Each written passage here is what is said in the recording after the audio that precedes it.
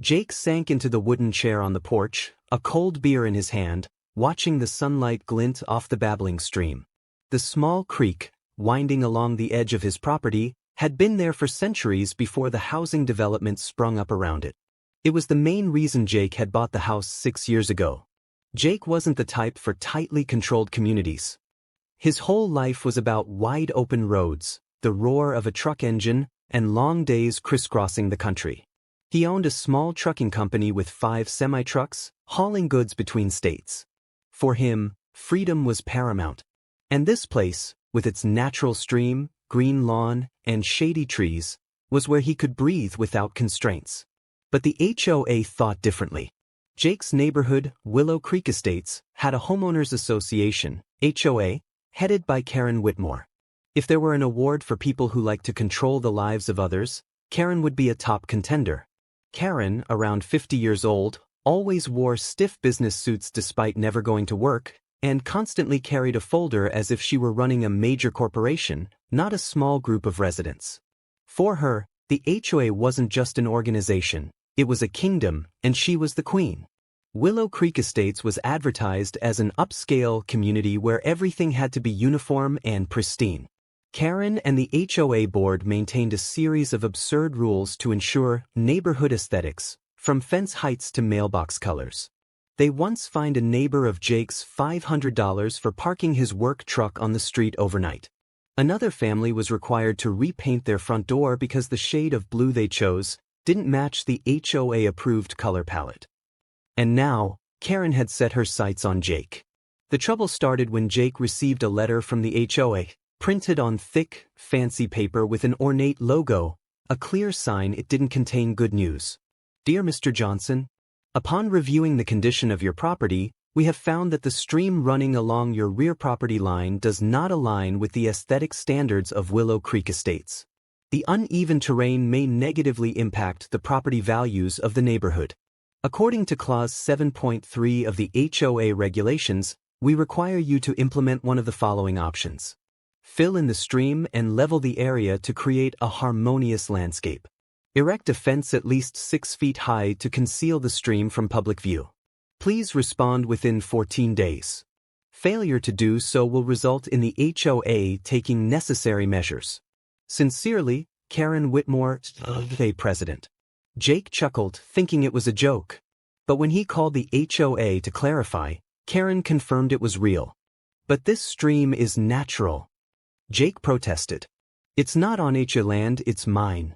Yes, Karen replied coldly, but it affects the entire community, and that's why we have the right to require you to renovate it to meet our standards. Jake hung up, trying not to smash his phone. Jake ignored the letter. He wasn't going to fill in the stream, nor did he intend to build a tall fence blocking his favorite view. If the HOA thought they could force him to do so with a few lines of absurd regulations, they were mistaken. But the HOA didn't give up easily.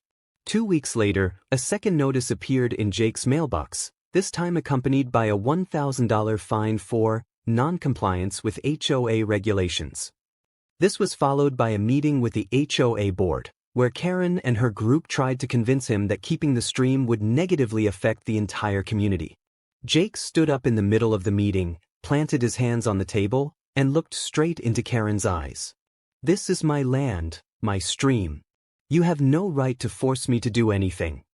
Karen smiled faintly, unfazed. We have more rights than you think, Mr. Johnson. Jake didn't know what that statement meant, but he found out soon enough, just a week later. One Saturday morning, Jake was awakened by the roar of engines and the sound of people talking outside. When he went out, he saw a group of workers erecting concrete slabs along the edge of the stream, blocking the water flow. What the hell are you doing? Jake yelled at the nearest worker. We were hired by the HOA to carry out landscaping work, the man replied. They said we had legal permits. Jake turned and rushed to find Karen. He found her standing a few meters away, arms crossed, watching the workers with a satisfied look. Karen! Jake roared. What the hell are you doing? Karen didn't flinch. We're just helping you do what the HOA requested. Since you wouldn't do it yourself, we had to do it for you. Jake clenched his fists, trying to control his anger. This is my land. But it affects the entire community, Karen repeated, her eyes cold. And the HOA has the right to protect the property values of the neighborhood. Jake knew he couldn't stop them right now. But he also knew one thing. This was the last straw. If the HOA thought they could bully him like this without consequences, they were wrong. Very, very wrong. And Jake would show them what real consequences looked like. Jake wasn't surprised when the next letter from the HOA appeared in his mailbox the following morning. Dear Mr. Johnson, we regret to inform you that you continue to violate the regulations of Willow Creek Estates. Due to your failure to make the appropriate adjustments to the stream on your property, you are now being fined $2,500. This amount must be paid within 30 days. Failure to do so will result in the HOA taking further legal action. Sincerely, Karen Whitmore, President. Jake crumpled the paper in his hand. He had never hated the HOA this much. He knew the HOA had the power to impose fines, but $2,500 was completely unreasonable. He checked the HOA contract he had signed when he bought the house, something he had never paid much attention to before, and realized one thing. The HOA had the right to impose financial penalties if a resident affected the aesthetic uniformity of the neighborhood. A clause so vague they could twist it in any way that benefited them. Jake wouldn't accept this. He drove to the HOA office, where Karen and a group of board members were meeting. Karen, we need to talk. Karen looked at him smugly. About the fine? I thought I made it clear. This is my land. The stream doesn't violate any laws. You can't just make up some nonsense reason to fine me.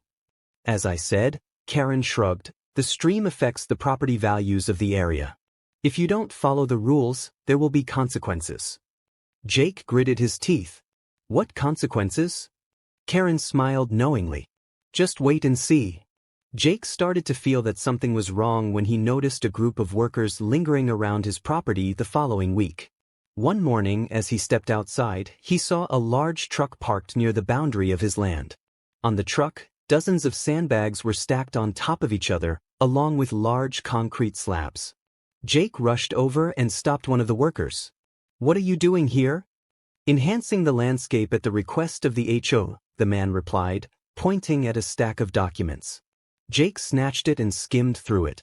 It was a contract between the HOA and a construction company, hiring them to improve the neighborhood's aesthetics by controlling the natural water flow. Controlling the natural water flow? You mean blocking my creek? The worker shrugged. We're just following the contract. Jake turned to see Karen, who had just arrived with a satisfied smile. Karen! Jake roared. What do you think you're doing? Just maintaining the neighborhood standards, Mr. Johnson, Karen replied smoothly. Jake glared as the workers began stacking sandbags along the creek. Others were mixing cement, preparing to pour concrete to block the water. This is my land. Jake shouted. But the HOA has the right to intervene if something affects the entire community, Karen said nonchalantly. Jake felt his blood boiling. He wanted to storm in and stop them, but if he did, he could be sued for obstructing a legal project commissioned by the HOA. By the end of the day, as the workers finished their job, Jake could only watch helplessly as his creek was completely blocked. The water was cut off, starting to pool and flood his land. Jake wasn't the kind of man to give up easily. He knew he needed a strategy. He drove straight to the office of Mark Reynolds, a lawyer he had met back when he was a long-haul trucker. Mark specialized in civil disputes and had experience dealing with HOAs. Tell me the whole story, Mark said, opening a notebook. Jake laid everything out, the first warning letter, the escalating fines, and finally, the HOA blocking the creek on his land. Mark was silent for a moment. Here's the issue. When you bought your home, you signed an agreement accepting the HOA's regulations. And from what I see, they're exploiting a vague clause about uniform landscaping to push their agenda. So, can I sue them? Jake asked, hoping for a legal solution. You can, Mark replied, but it won't be easy. We could argue that the HOA has no right to alter natural features on private property, but this could take months, maybe even a year. Meanwhile, they can keep fining you. Jake clenched his fists. Isn't there a faster way? You could try rallying support from other residents, Mark suggested. If enough people oppose this, we can pressure the HOA into backing down. Jake nodded. It was worth a shot. But when he tried talking to his neighbors the next day, the response was disappointing. Some avoided the conversation altogether, afraid of getting into trouble with the HOA. Others were sympathetic but unwilling to take a stand, fearing they'd be punished like Jake. Only one man, an older resident named Richard, dared to speak his mind. "Jake, I'm on your side," Richard said. "But I've lived here long enough to know that Karen won't stop. She's pushed plenty of people into debt with her ridiculous fines." Jake realized that the HOA wasn't just an organization, it was a power machine, and Karen was the one pulling all the strings. But if Karen thought he would bow down and accept defeat, she was dead wrong. Jake was a trucker. He knew how to move tons of cargo across the country. He knew how to organize things efficiently. And most importantly, he knew how to strike back. If the HOA wanted a war, he would show them what a real war looked like. Jake couldn't let the HOA push him around any longer. After thinking through the night, he realized something crucial. The HOA didn't actually care about fairness or the rules. What they feared most was losing power and reputation. Karen and the HOA board prided themselves on making Willow Creek Estates look like an upscale community, neatly trimmed lawns, pristine streets, and nothing unsightly that might lower property values. If anything disrupted that image, the HOA would panic instantly. Jake knew he couldn't beat them in court, at least not quickly. But he could make them feel the same frustration they had forced onto him. And he knew exactly how to do it. As a seasoned trucker, Jake understood the power of these massive machines. A few well-placed trucks could completely block off a street. If he could gather enough, he could turn the HOA's life into a nightmare. He smirked to himself. The real game was about to begin. Jake pulled out his phone, scrolled through his contacts, and called Tom, an old friend he had worked with for years. "Tom, I need a little help." Tom chuckled. "You in trouble again? Need me to pull your truck out of a ditch?" "This time, it's even better," Jake replied. "The HOA in my neighborhood has gone too far. I want to teach them a lesson." The moment Tom heard "HOA," he got serious. "Damn HOA? I had my own run-in with them back in Florida. What do you need?" "Trucks. As many as possible." Tom didn't need any more explanation. "Give me a day. I'll call some guys." Jake didn't stop there. He reached out to Danny, Mike, and Rob, long-haul truckers he had met on the road. Each of them had their own bitter experiences with HOAs in different neighborhoods. Block off their precious little community? Danny laughed over the phone. "I like this plan. Count me in. I'll bring some friends." Within 24 hours, Jake had rallied more than 10 heavy-duty trucks. Not only that, but some of the drivers even volunteered to stay as long as needed, ready to move their trucks around to increase the chaos. The HOA siege was officially underway. Early the next morning, just as the sun began to rise, a convoy of semi-trucks slowly rolled into Willow Creek Estates. #7:00 a.m. The first trucks arrived, parking along the main road. #8:00 a.m. One truck blocked the driveway in front of Karen's house. Another parked right in front of the HOA office. #9:00 a.m. Almost every major street in the neighborhood had at least one truck parked on it. The placement was strategic. Main roads were slowed down, making it difficult for residents to get in and out. Smaller streets were nearly gridlocked. Driveways of key HOA members, especially Karen's, were completely blocked. At first, the residents didn't pay much attention. But within an hour, chaos erupted across the neighborhood. Luxury SUVs were trapped, unable to leave for work. Traffic inside the community slowed to a crawl, with long lines of frustrated drivers trying to find a way out. Karen stormed out of her house, eyes blazing with fury as she stared at the trucks blocking her driveway. Jake stood casually, arms crossed, leaning against his truck with a cold smirk. Karen stomped toward him, her face red with rage. "What the hell do you think you're doing, Jake?" "Just parking on a public road," Jake said coolly. "Last I checked, there's no rule against it, right? This is harassment." Karen shrieked. I'm calling the cops. Oh, be my guest, Jake shrugged. But all of these trucks are legally parked. No one's breaking any laws. Karen clenched her fists. She knew he was right. The police couldn't do anything if the trucks weren't violating any parking regulations. Meanwhile, residents began complaining to the HOA. Karen, do something, a middle-aged man shouted. I can't take my kids to school because the roads are blocked. We need an emergency HOA meeting, now, another board member demanded. Karen bit her lip. She was starting to feel the full force of the chaos Jake had unleashed. Jake smirked, arms still crossed. The game had only just begun. Karen woke up the next morning with a pounding headache. She had spent the entire night answering dozens of calls from residents in the neighborhood.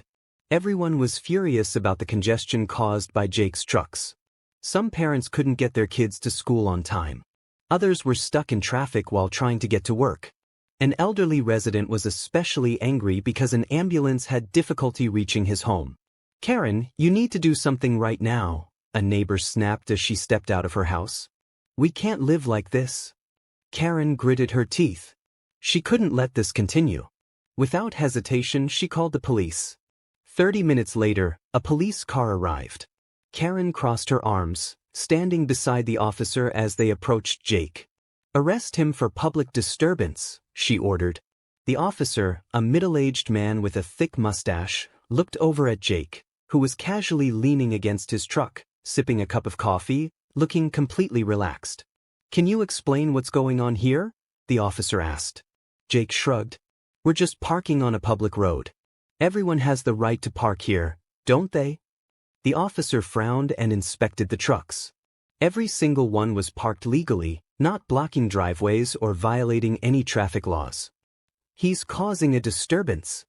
Karen shouted. Do something. The officer sighed. Ma'am, if they're not breaking any laws, there's nothing we can do. Karen's eyes burned with rage, nearly ready to explode. Jake had planned everything too well. Jake knew he needed a decisive blow to force the HOA to back down. So while Karen was desperately trying to find a solution, he emailed several local reporters and posted his story on social media. Jake's Twitter post headline: Luxury neighborhood crushed by a tyrannical HOA. They even blocked my stream. The post quickly went viral. His story gained massive support from internet users, with thousands of comments condemning the HOA, calling their actions absurd, abusive, and insane. In less than 24 hours, several local news outlets started covering the story. Resident fights back against HOA overreach. A trucker strikes back in an unexpected way. What's happening at Willow Creek Estates? Reporters flooded into the neighborhood, questioning residents. Some supported the HOA, but most were furious that Karen had caused this situation in the first place. One journalist even uncovered documents proving that the HOA had blocked Jake's stream, confirming that they had interfered with his private property without clear legal grounds. Karen was more desperate than ever. She wasn't just dealing with angry residents anymore. The media was all over her.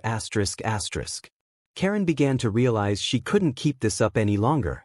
3 days after the truck blockade began, Karen called an emergency meeting with the HOA board. This has to end now, one member said. We're being ridiculed nationwide. But how do we get him to stop?